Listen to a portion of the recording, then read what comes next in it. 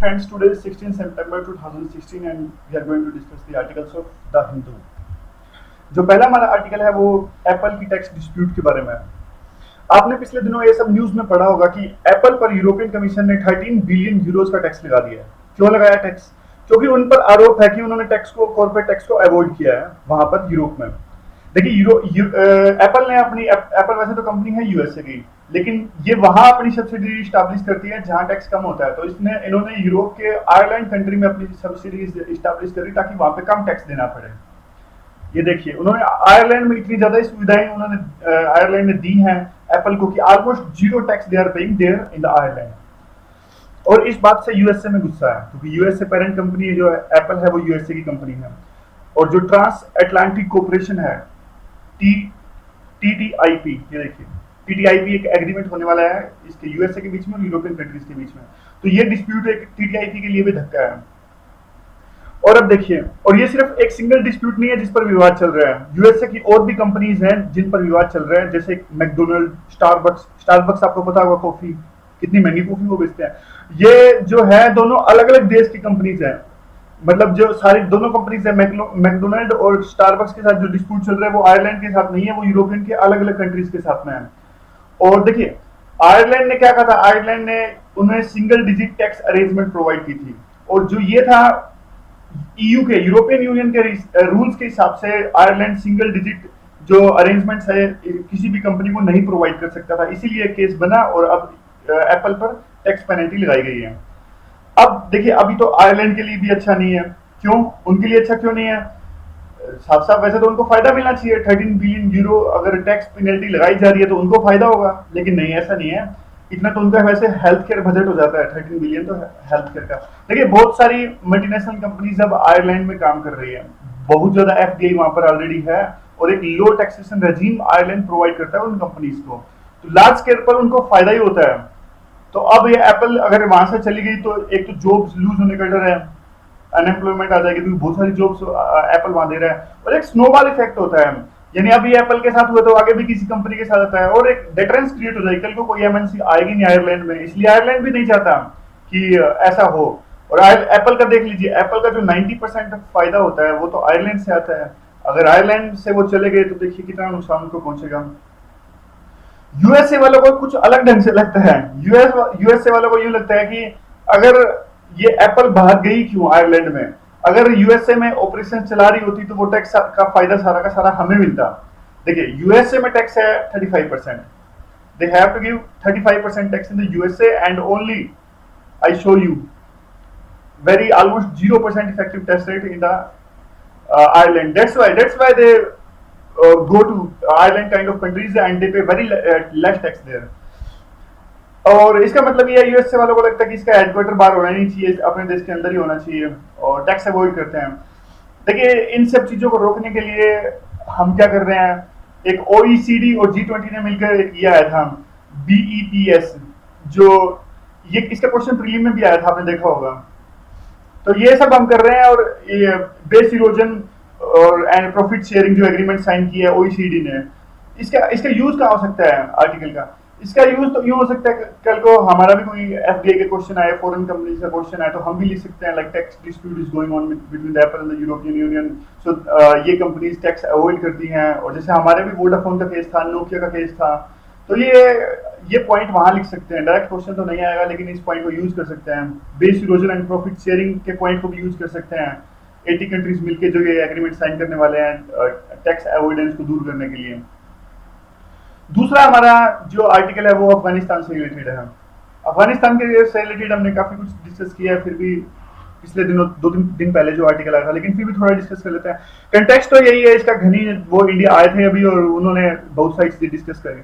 एक पूरा का पूरा कोर्स करेक्शन यहाँ पे हो चुका है। मैंने आपको बताया था कि पहले हामिद करजई थे तो हमारे रिलेशन अफगानिस्तान के साथ बहुत अच्छे थे। जब घनी चुन के आए 2014 में अशरफ घनी वहां पे चुन के आए थे, तब से हमारे रिलेशन उनके साथ बेकार नहीं हुए, लेकिन उनके रिलेशन पाकिस्तान के साथ ज्यादा अच्छे हो गए। पाकिस्तान के साथ रिलेशन करना अच्छा और घनी की मजबूरी थी, क्योंकि घनी को अपने देश के अंदर स्टेबिलिटी चाहिए थी। अफगानिस्तान तालिबान से बात करनी थी और पाकिस्तान तालिबान को सपोर्ट करता है, इसलिए उनसे पाकिस्तान के साथ दोस्ती करनी जरूरी हो गई थी।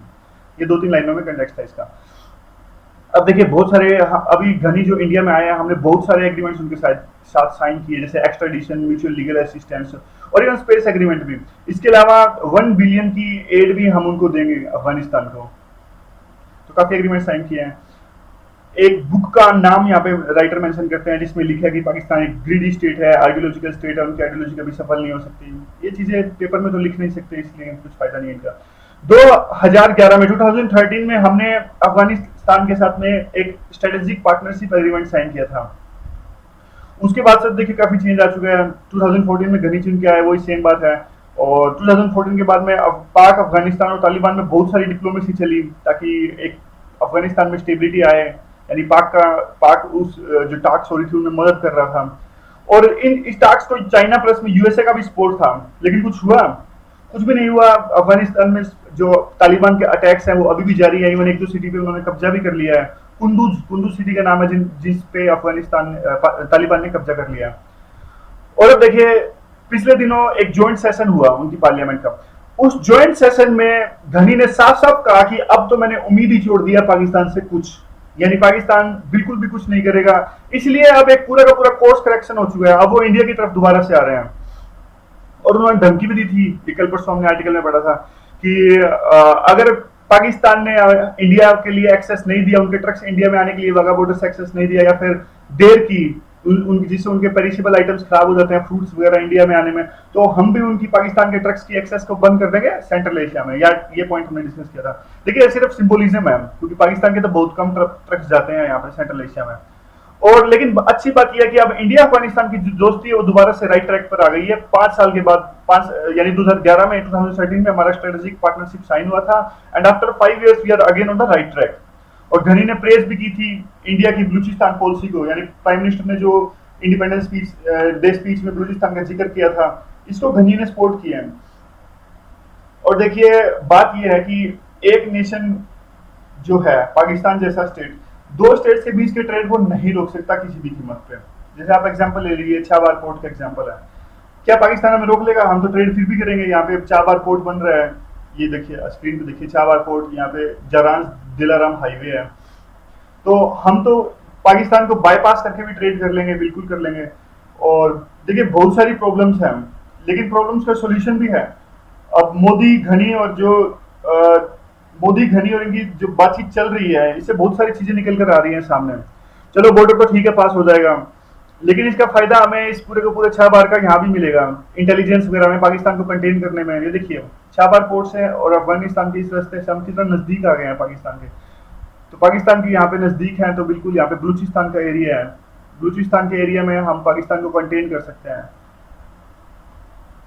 ये बात लिखने के लिए, ये बात हमारी सिक्योरिटी स्टैब्लिशमेंट्स नहीं कहेंगी, लेकिन लिखने के लिए इनडायरेक्ट वे में लिख सकते हैं। अब देखिए इंडिया जो है अफगानिस्तान की हमेशा से वो बात रही है कि हमें वेपन्स प्रोवाइड कीजिए, और इंडिया अफगानिस्तान को वेपन्स प्रोवाइड करता भी है। लेकिन इसमें एक चेंज आया अफगानिस्तान की पॉलिसी में जब घनी चुन के आया था 2014 में। 2014 में जब वो चुन के आए थे तो उन्होंने कहा कि नहीं, हमें वेपन्स नहीं चाहिए, क्योंकि वो पाकिस्तान को फ्रस्ट्रेट नहीं करना चाहते थे। उनको पाकिस्तान की जरूरत थी उस टाइम पर, और घनी को लगता था उस टाइम की पाकिस्तान सहायता प्रदान कर सकता है कि तालिबान के साथ टास्क में। लेकिन अब 1 साल बाद दोबारा से उनको जब समझ में आ गया, तो इंडिया ने उनको अटैक हेलीकॉप्टर दिए, ऐसे हेलीकॉप्टर जो अटैक करने में सहायता करते हैं।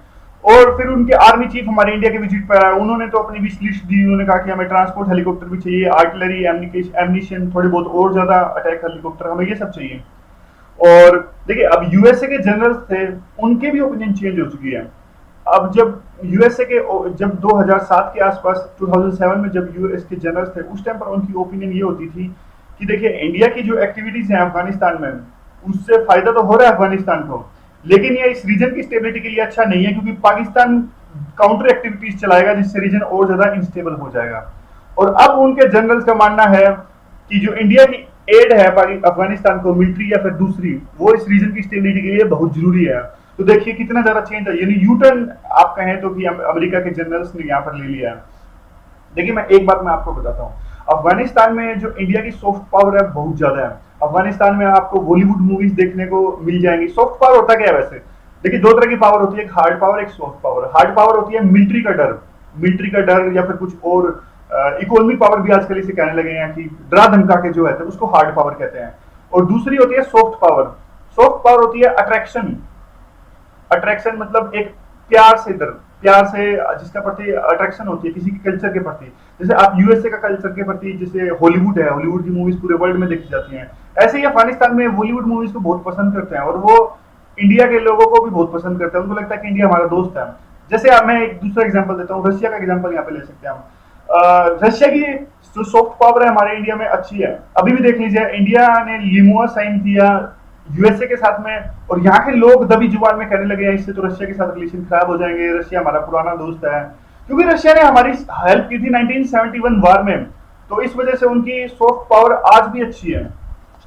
लेकिन जो फॉरेन पॉलिसी होती है वो नेशनल इंटरेस्ट के हिसाब से चलती है। ठीक है, अब अफगानिस्तान प्लस में इंडिया दोनों खुश हैं इस बात से, इस बढ़ती रिलेशनशिप में। और अभी यूएसए की जो कांग्रेस का स्टैंड है वो भी पाकिस्तान के प्रति चेंज हो चुका है। क्या अब वो 300 मिलियन की एड जो पाकिस्तान को देने वाले थे, 300 मिलियन एड, वो उन्होंने रिजेक्ट कर दिया है। ये एड देने वाले थे वो पाकिस्तान को। एक F-16 की सेल थी, यानी F-16 जो एयरक्राफ्ट होते हैं वो पाकिस्तान को देने वाले थे, वो भी इस बात पे भी इन्होंने पीछे कदम हटा लिए हैं। तो एक कोर्स करेक्शन चल रहा है यहाँ पर। अब देखिए, घनी ने इंडिया की तरफ रुझान दोबारा से क्यों किया, यानी पाकिस्तान की तरफ से मुंह क्यों तोड़ा? क्योंकि पाकिस्तान हेल्प नहीं कर रहा है तालिबान के साथ रिलेशन सुधारने में। क्या इंडिया ऐसा कर देगा? बिल्कुल बिल्कुल नहीं। इंडिया तो ऐसा बिल्कुल भी नहीं कर पाएगा, क्योंकि तालिबान के ऊपर तो इंडिया का कुछ भी रोल नहीं है, बस नहीं चलता। और अब देखिए, अफगानिस्तान में दूसरी तरह की प्रॉब्लम्स है, डोमेस्टिक गवर्नमेंट की प्रॉब्लम्स है, डोमेस्टिक। और ये मैप था, उसकी छबार पोर्ट का मैप है। दूसरे तरह की प्रॉब्लम्स क्या है इसकी? देखिए, जब 2014 में इलेक्शन हुए तो वहां पे एक डिस्प्यूट हो गया था घनी और अब्दुल्ला के बीच में। ये दोनों प्रेसिडेंट कैंडिडेट्स थे। डिस्प्यूट हो गया था, इसलिए यूनिटी गवर्नमेंट वहां पर आई थी। तो अब अभी भी इनके बीच में एक रिफ्ट है, गैप है, और अब्दुल्ला कहते हैं कि घनी प्रेसिडेंट के काबिल नहीं है। तो क्या इंडिया इस डिस्प्यूट जो दोनों यूनिटी गवर्नमेंट में चल रहा है उसे दूर कर देगा? बिल्कुल नहीं, बिल्कुल नहीं कर पाएगा। हालांकि अब्दुल्ला जो है वो इंडिया के दोस्त हैं, जो अब्दुल्ला है वो इंडिया के दोस्त हैं। वो आए भी थे पिछले दिनों, उन्होंने ये कहा था कि जो अफगानिस्तान है उसकी स्टेबिलिटी के लिए इंडिया का साथ देना बहुत जरूरी है। और इवन जो डोनर्स है जो अफगानिस्तान को डोनेट करते हैं वो भी कहते हैं कि यूनिटी गवर्नमेंट ना गिरे। देखिए, तालिबान तो बढ़ेगा ही बढ़ेगा, तालिबान को बढ़ने से रोक नहीं सकता वहां पे कोई। यूएसए भी देख ली, यूएसए की प्रेजेंस वहां पे है, फिर भी नई नई सिटीज पर तालिबान कब्जा कर रहा है। और ऐसा भी नहीं है कि थोड़े बहुत इंडिया के अटैक हेलीकॉप्टर से वो जो ये तालिबान को रोकने में सफल हो पाएंगे। लेकिन इंडिया की जो एड है, जो हेलीकॉप्टर्स, अटैक हेलीकॉप्टर्स, ये सिंबोलिज्म है, ये हमारी बढ़ती हुई जो ताकत, बढ़ती हुई जो हमारी फ्रेंडशिप है उसको संकेत उसी तरफ इशारा करती है। जो अगला हमारा जो आर्टिकल है वो कावेरी का आर्टिकल है। आपको पता होगा कर्नाटका और तमिलनाडु में फिलहाल इन दिनों फाइट चल रही है, किसके पीछे? क्योंकि वो देखिए फाइट चल रही है कावेरी रिवर डिस्प्यूट पर। लेकिन क्यों चल रही है, इसका मेन रीजन ये है कि वो एक्सट्रीमली डिपेंडेंट है एग्रीकल्चर और इकोनॉमिक एक्टिविटीज के लिए कावेरी वाटर पर। देखिए, वो चल रही है पानी के लिए, वो तो सही है, लेकिन डिपेंडेंस बहुत ज्यादा है इसलिए चल रहा है। और लॉन्ग टर्म सोल्यूशन पर वो ध्यान देते नहीं है। रिवर ड्राई हो रही है लेकिन लड़े जा रहे हैं जो अवेलेबल पानी है। ऐसा नहीं है कि स्टेप्स उठाएं और कावेरी को रिचार्ज करें और बहुत सारे ऐसे स्टेप्स उठाएं जिससे कि पानी की दिक्कत आए ना। देखिए, पूरे इंडिया में और साउथ इंडिया में भी मानसून पे डिपेंडेंट है हमारी पूरी इकोनॉमी, हमारा पूरा एग्रीकल्चर। और मानसून है बहुत ज्यादा अनसर्टेन और रिस्की। और पिछले कुछ सालों से जो साउथ वेस्ट मानसून है वो तो बहुत ज्यादा अनप्रिडिक्टेबल और इंटेंसिटी भी इसकी रिड्यूस हो गई है। तो कावेरी को इससे बहुत ज्यादा नुकसान पहुंचे, क्योंकि ये south west monsoon Kaveri river को रिचार्ज करता है। अगर इसमें साउथ वेस्ट मानसून नहीं आएगा तो कावेरी में पानी कहां से आएगा? बट आगे देखिए, ये दिन बढ़ने वाले हैं, आगे तो और भी ज्यादा ड्रोट आएंगे, ऐसी अनप्रिडिक्टेबिलिटी और भी बढ़ेगी। आपको पता है क्लाइमेट चेंज तो बढ़ते स्तर पर है, तो हमें इन सालों के लिए जहां पानी की दिक्कत है क्या रहना चाहिए। और देखिए, जो कावेरी का बेसिन है वहां पे बहुत ज्यादा फॉरेस्ट, एग्रीकल्चर और इंडस्ट्री, ये सब चीजें बहुत ज्यादा कोएग्जिस्ट कर रही हैं, और यही चीजें जो प्रॉब्लम्स है वो भी प्रोड्यूस कर रही हैं। अब कौन कौन सी हैं देखिए, मैं आपको इसके साथ बताता हूँ, डायग्राम के साथ आपको समझ में आ जाएगा कौन कौन सी मेन रिवर है, कौन कौन सी मेन प्रॉब्लम्स है जो कावेरी के लिए डिस्प्यूट और दिक्कतें प्रोड्यूस कर रही है। सबसे बड़ा जो पॉइंट है वो तो है डिफोरेस्टेशन का। डिफोरेस्टेशन वहां पे बहुत ज्यादा हो रहा है, इसलिए प्रॉब्लम्स क्रिएट हो रही है। देखिए, डिफोरेस्टेशन क्या करता है? डिफोरेस्टेशन फ्लैश फ्लड को रोकता है और इंश्योर करता है कि जो रिटेंसी है और यानी वाटर अंदर परकोलेट डाउन हो जाए और ट्रिब्यूटरीज को भी पानी मिल जाए, जो डेंस फॉरेस्ट है ये सब इंश्योर करते हैं। और डेंस फॉरेस्ट क्या करते हैं, आप वहां अभी डिफोरेस्टेशन चल रही है, यानी पेड़ बहुत ज्यादा काटे जा रहे हैं, तो इससे क्या प्रॉब्लम्स आ रही है, इससे प्रॉब्लम्स आ रही है कि रेनफॉल रिड्यूस हो गया है, सोइल इरोजन बढ़ गया है और फ्लड ज्यादा आनी स्टार्ट हो गई है। अब क्या है कि देखिए फॉरेस्ट की बजाय वो क्या उगा रहे हैं, यूकेलिप्टिस टाइप के पेड़ उगा रहे हैं। यूकेलिप्टिस आपको पता होगा कि वाटर हंग्री जो ट्री है, इसको ज्यादा पानी की जरूरत होती है, तो ये पानी ज्यादा पानी सोख लेता है। और देखिए कुर्ग डिस्ट्रिक्ट है जहां से कावेरी निकलती है, वहां तो इतने ज्यादा पेड़ काट रहे हैं कि लोकल ट्रांसमिशन लाइंस के लिए यहाँ के लोगों ने इसके खिलाफ विरोध भी किया था। और लेकिन लोकल एडमिनिस्ट्रेशन और नेशनल एडमिनिस्ट्रेशन ने इसके खिलाफ में कोई भी ध्यान नहीं दिया। और इसके अलावा ये सिर्फ एक आइसोलेटेड इंसिडेंस नहीं है, पूरे रिवर के आसपास लेंथ और ब्रेड हर जगह ऐसा चल रहा है और सब जगह पेड़ काटे जा रहे हैं। और इवन हिल्स और वहां भी जहां स्लोप से रिचार्ज आसानी से हो जाता है वहां भी पेड़ काटे जा रहे हैं। दूसरी जो कावेरी की प्रॉब्लम है वो है अर्बनाइजेशन की प्रॉब्लम है। अर्बनाइजेशन की प्रॉब्लम दूसरी है, पहले थी डिफोरेस्टेशन की, दूसरी है अर्बनाइजेशन की प्रॉब्लम। अब देखिए अर्बनाइजेशन क्या है, एक पूरा का पूरा कंक्रीट एरिया वहां पे डेवलप हो गया है। कंक्रीट एरिया थोड़ी वाटर रिटेन कर सकता है। और ऊपर से जो अर्बनाइजेशन के लिए बहुत ज्यादा घर बनाते हैं, तो क्या किस चीज की जरूरत होती है, सैंड की। अब सैंड रिक्वायरमेंट्स कहां से पूरी करते हैं, यही तो रिवर के आसपास से, वहां से इलीगल माइनिंग चलती है बहुत ज्यादा, इनके बैंक्स इरोड होते हैं।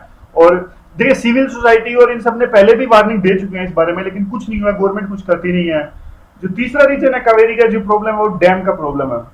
जो इतने सारे डैम उसके रिवर क्रस्ट में बन चुके हैं, अब इतने सारे उन्होंने डैम बना दिए हैं और जो रिवर की वाटर स्टोरेज कैपेसिटी को बढ़ा लिया, इससे क्या हुआ, सिल्टेशन बढ़ गई है डैम्स में।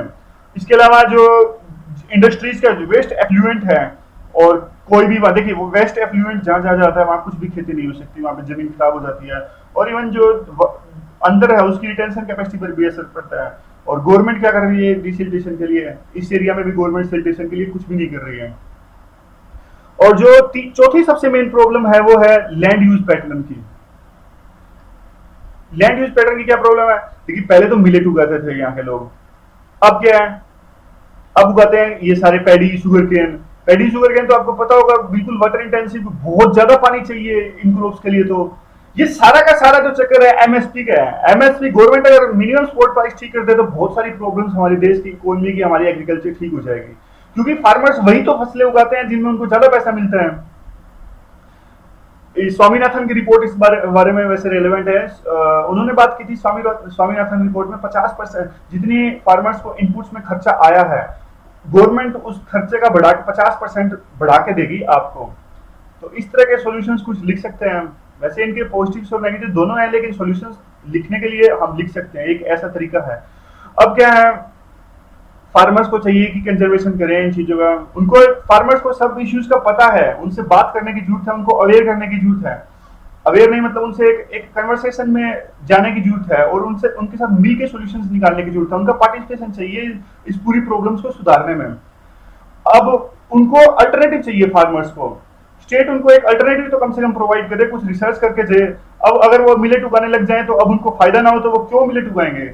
अगर वेजिटेबल्स उगाने लग जाए तो एक प्रॉपर वहां पे कोल्ड स्टोरेज ना हो या फिर दूसरी तरह की फैसिलिटीज ना हो तो फार्मर्स भी बेचारे अपने वो तो हेल्पलेस है, वो तो उनको तो पैडी उगाना ही पड़ेगा अगर उनको एक अच्छी खासी इनकम चाहिए जीवन व्यतीत करने के लिए। तो अब क्या करेंगे, अब करना क्या चाहिए, हमें करना चाहिए, देखिए साफ साफ है, रिवर्स को रिचार्ज करना चाहिए क्योंकि ड्रोट्स तो आगे भी आएंगे। रिचार्ज जरूर करना चाहिए, ऐसे स्टेप उठाने चाहिए जिससे रिवर्स रिचार्ज हो और एक अच्छा फ्लो इसका मेंटेन रहे। और जो क्लीनिनेस है, जो हॉटस्पॉट्स है जहां बहुत ज्यादा पोल्यूशन होता है उसकी क्लीनिनेस पर ध्यान दिया जाए। और जो वाटर यूज की एफिशिएंसी है उस तरफ भी ध्यान देना चाहिए कि वाटर कैसे यूज कर रहे हैं, ज्यादा वेस्ट तो नहीं हो रहा है। तो सॉल्यूशन क्या हो सकते हैं इसके, जो प्रॉब्लम्स है वही सॉल्यूशंस हैं। जहां डिफोरेस्टेशन हो रहा है वहां एफोरेस्टेशन होना चाहिए। यूपीएससी में आंसर लिखना बहुत आसान है, प्रॉब्लम्स आपको पता हो तो सॉल्यूशन तो आप इतना ज्यादा पढ़ चुके हो, आप भी कुछ ना कुछ सॉल्यूशन दे ही दोगे। अब दूसरा देखिए, जो एफिशिएंट क्रॉपिंग पैटर्न होना चाहिए, यानी जो फसलें हैं वो ठीक से उगाएं, ऐसा नहीं कि कुछ कुछ उगा दिया आपने शुगर केन या फिर मिलेट को उगाएं या फिर वेजिटेबल्स को स्टेट सपोर्ट प्रोवाइड करें, इस तरह के सॉल्यूशंस यहाँ पे हैं। और इंडस्ट्री के पोल्यूशन को भी यहाँ भी ध्यान देने की जरूरत है, यहाँ भी स्टेट को कुछ करना चाहिए। और तीसरा जो सोल्यूशन है सैंड माइनिंग को ध्यान देना चाहिए, सैंड माइनिंग रोके वहाँ पर। सैंड माइनिंग से रिवर को बहुत ज्यादा नुकसान पहुंचता है, बैंक्स इरोड हो जाते हैं इसके। और जो सिटीज में वाटर कंजप्शन है उसका भी ऑप्टिमम यूज होना चाहिए, सिटीज में बहुत ज्यादा वाटर वेस्ट होता है, इसको भी रोकें। तो ये सब सॉल्यूशंस है। देखिए अब दोनों स्टेट्स के बीच में कंफ्लिक्ट चल रहा है, यहाँ कंफ्लिक्ट की नहीं, कोऑपरेशन की जरूरत है। ये प्रॉब्लम तो आने वाले दिनों में और भी बढ़ेगी, तो मिलकर काम करना पड़ेगा, तभी इस समस्या से निजात पाया जा सकता है। Thanks very much for listening.